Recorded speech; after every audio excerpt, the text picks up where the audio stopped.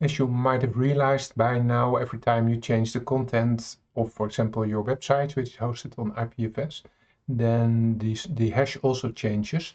So that's kind of annoying because every time you then have to update this link to something new. Now there are a couple of solutions for that. I'm showing a few, and later in the course we'll see some more. One of them is IPFS name publish. So you can use IPFS name publish with the same key as we have over here. And you have to do that with your own node, because the result of this is depending on your own node. Yeah, we see the result now over here. So it's this part with the K2, starting with K2.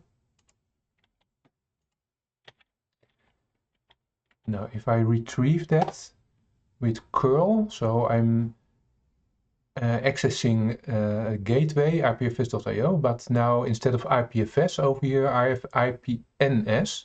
So that's the IP Interplanetary Name Service, NS, name service, with the same tag, K2K, etc.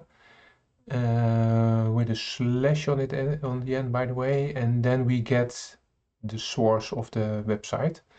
And if I do that in a browser, access the same link, then I get the same website again.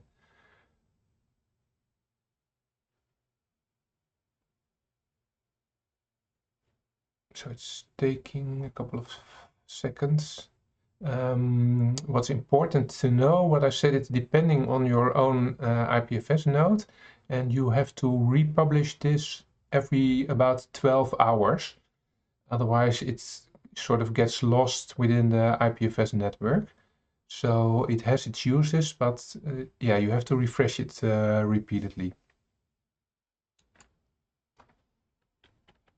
Now there's another way, and that's using the DNS system.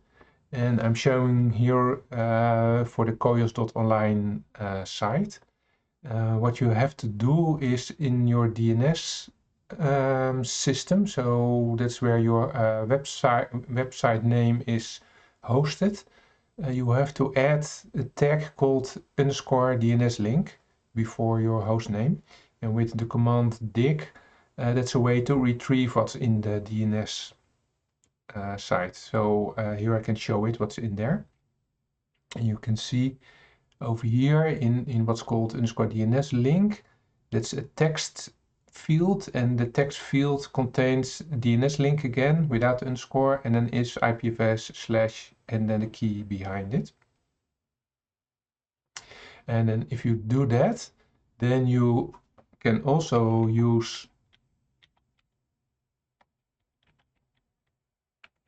the IPNS, so like this, but then with the koios.online.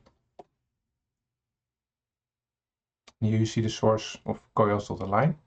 And if I do that in the browser, just IPFS.io with IPNS, the name service, and then the domain name behind it,